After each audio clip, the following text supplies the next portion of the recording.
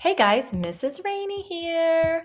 We are going to talk today about printmaking. And this should be mostly review for y'all since you're art too. We did printmaking in the studio last year and we did a little bit of printmaking this year, kind of a baby version of printmaking. But I decided that you guys really need to hear all the fancy printmaking art words, fancy art words for printmaking, and really know what printmaking is before this year ends. And that way, next year, we will do traditional printmaking in the studio. But while we're at home, we're going to kind of get creative and kind of wing it. And we're doing something different. I had a lot of fun planning this lesson, so I'm excited to see what you guys do. And we're going to be able to do things just from our houses with random objects we find. So these are some examples, hopefully, of some stuff that you guys will be able to do and complete on your own at home. In order to talk about printmaking, we have to talk about the history and the origins of printmaking. The history of printmaking dates back several thousand years, all the way to the Sumerian civilization, which existed in 3000 BCE.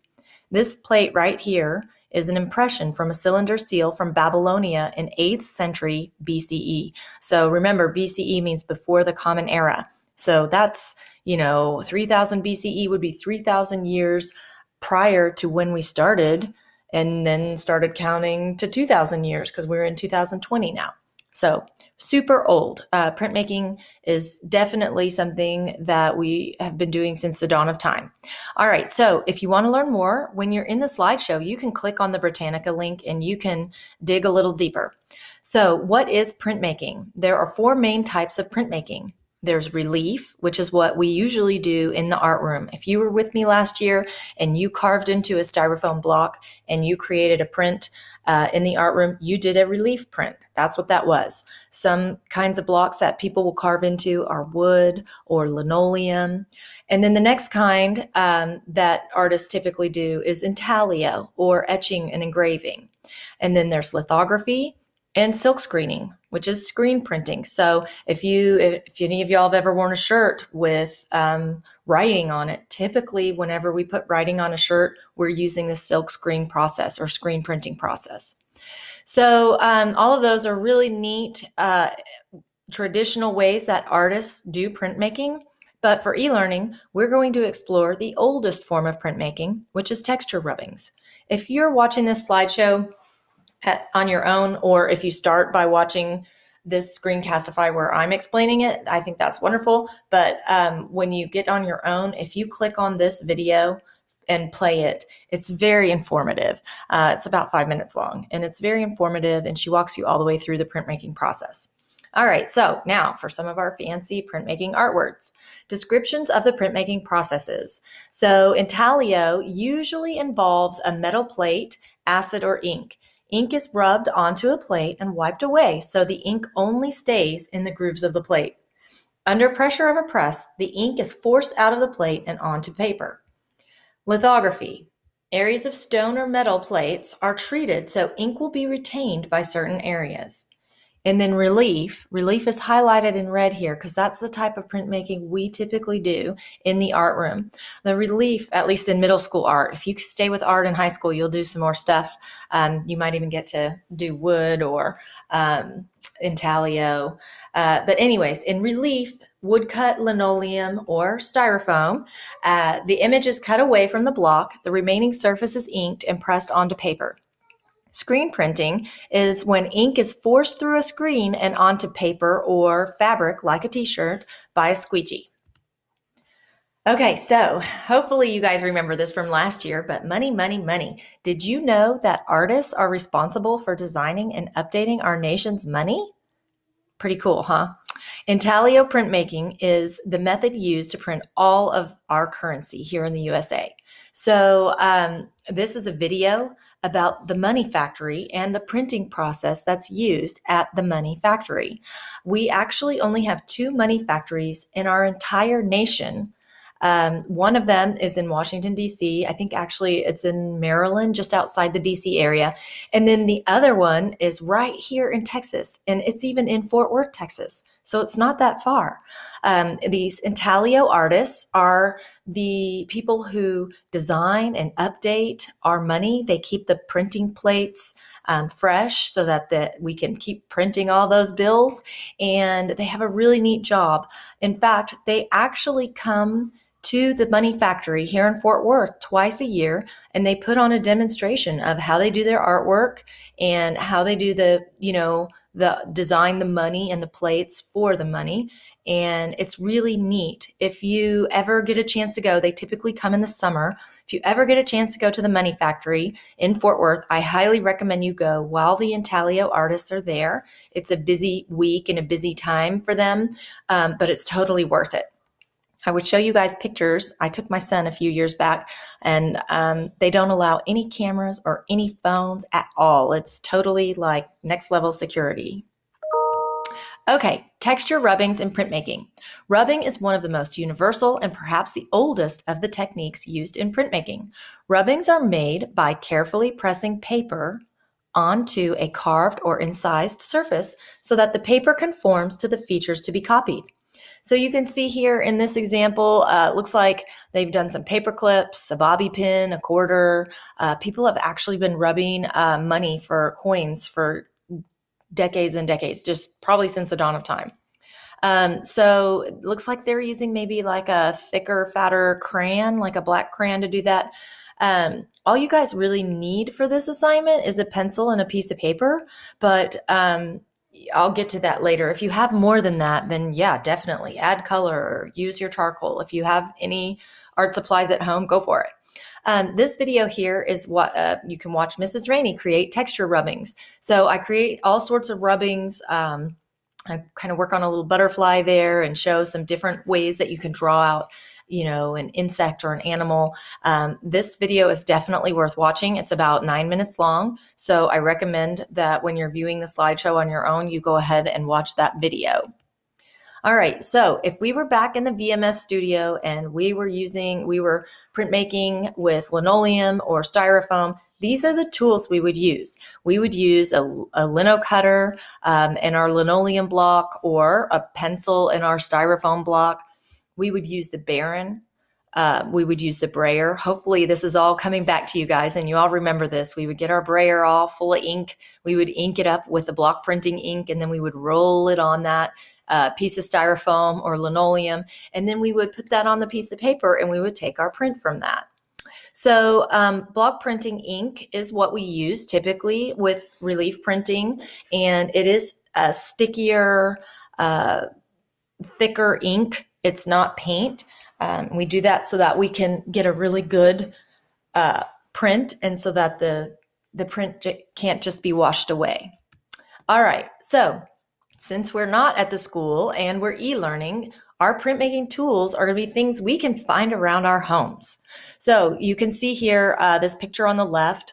Mrs. Rainey's random items included coins, paper, or paper clips, Lego pieces. If you have a Lego piece or a sibling with Legos, ask first, but those make great texture rubbings.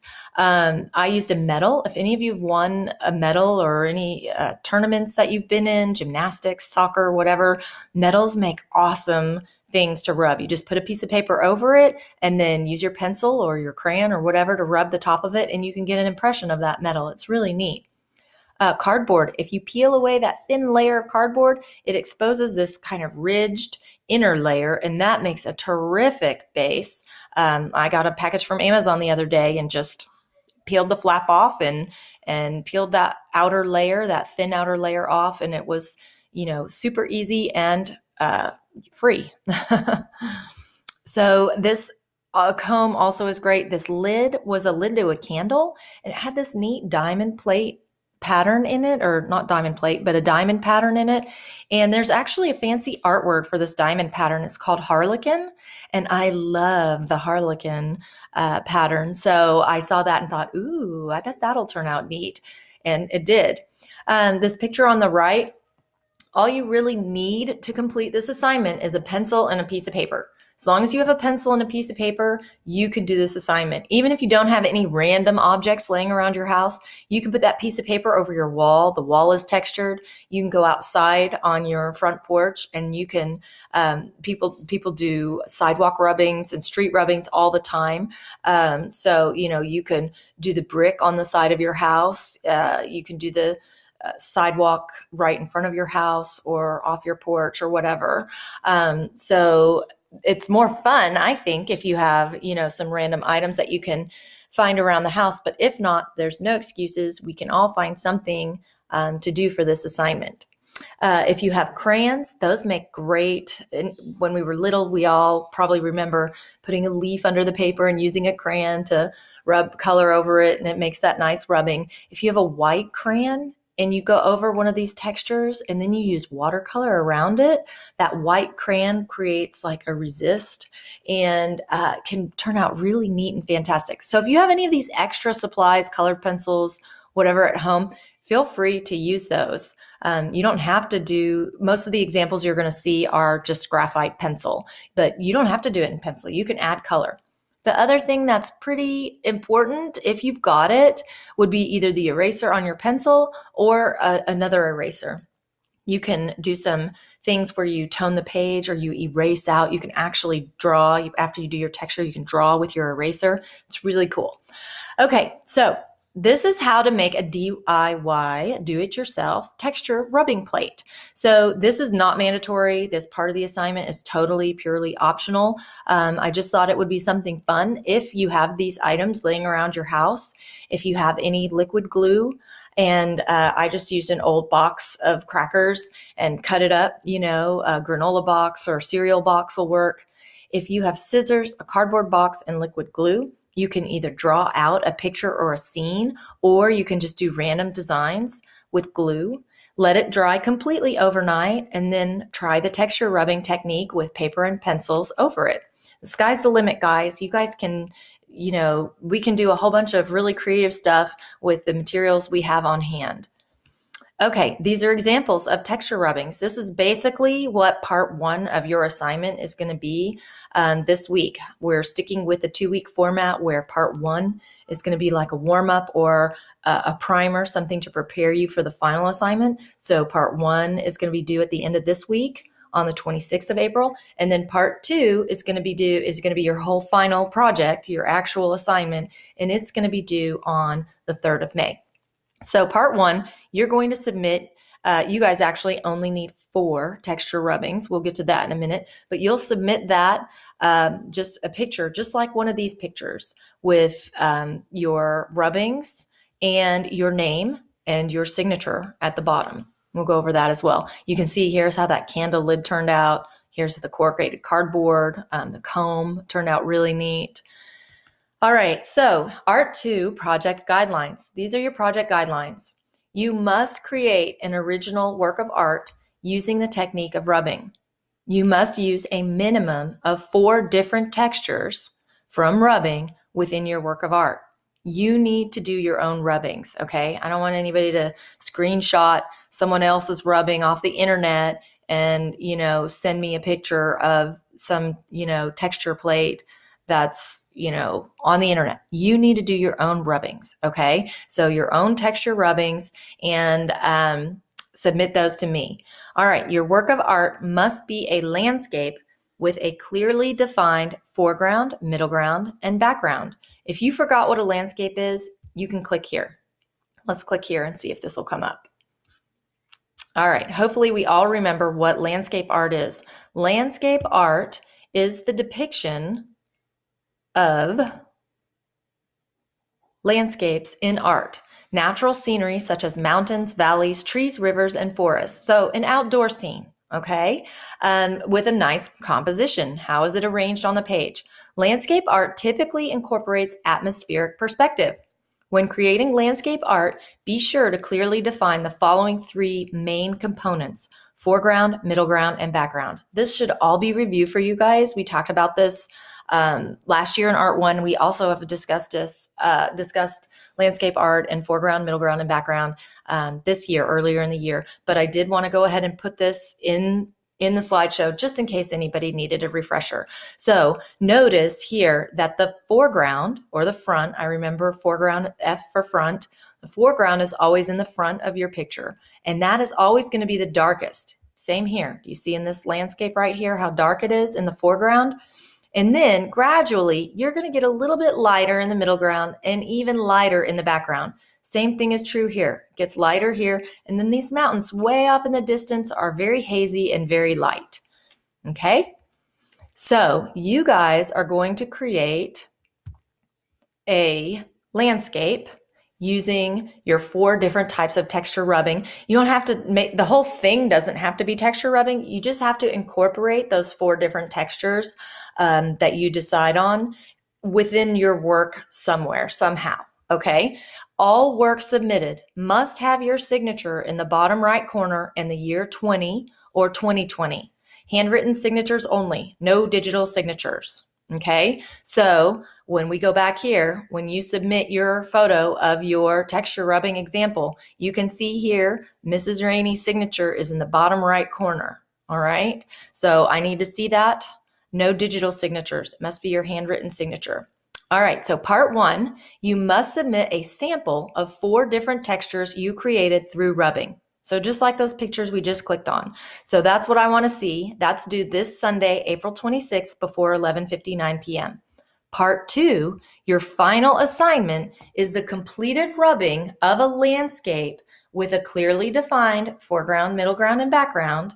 And your 4 textures need to be incorporated into that. See here, number 2, you must use a minimum of 4 different textures within your work of art. Okay, so I need to see your landscape with the middle ground, background, and foreground, and then it needs to have 4 different unique textures incorporated into it. So if you have any questions, then you can hopefully, you're watching this video and that's helped clear your questions up. But these are examples of what these texture rubbing works of art can look like. All right, so you can see here in this top left picture, there's a cat. There's a very different, unique texture inside the cat than what is used for the fence. And that's even different than what's used in the background, right? And that's even different than what's used to create these rays of light from the sun, okay? So this here is a landscape. This next one over, this is a landscape. So you can see here, we have the tree in the foreground, right? And then we've got this mountain. If you wanted to create, I would say this mountain looks like it's in the middle ground, or it's just there's just a foreground background here. If you wanted to create a truly defined background, you would maybe make something a little smaller and lighter and hazier off in the distance there, like maybe another peak of a mountain, okay? This blue guy right here is a robot by a famous artist, and she only does texture rubbings like this. And she likes to use the color blue for everything, monochromatic palette that she likes. And she uses cassette tapes and coins and everything she does. She's a present day artist. Everything she does is kind of mechanical in nature or robotic, and it's really neat. All right, so this guy in the top right, this is a horse by Max Ernst. He's the famous artist who actually pioneered this style of art during Surrealist times. And you can see here he used a comb for the ribs, which I think is so clever. I can tell he used a string for the head, and he shaped that string piece the way he wanted it. It looks like maybe he used a string for this as well, and the hips over here of the horse. So you guys can do some really terrific and fantastic things with nothing but a pencil and some different random items from around your house. And this down here, this is it looks like a cell phone, but it's actually like a meter lid and part of a sidewalk or street. Street rubbings are a thing. Make sure you do not go out in the street. But I did want you guys to know that you can put paper over just about anything. This is actually an entire genre of art. This girl on the right here with her hat on, I can tell that the artist used an eraser to erase out some of this texture. Okay. So if you go back and watch the video that I did about how to do texture rubbings, I go over some eraser techniques. So please watch that if you haven't already. And then here is the final lesson plan. So if you guys have any questions, if you need anything at all, please don't hesitate to reach out and let me know. And I miss you guys like crazy. I can't wait until we can all be together again. Hopefully I will see you guys all back in the fall for Art 3. Hopefully everybody's sticking with Art 3. But anyways, I hope you guys are safe and healthy and well. And I can't wait to see what you create this week.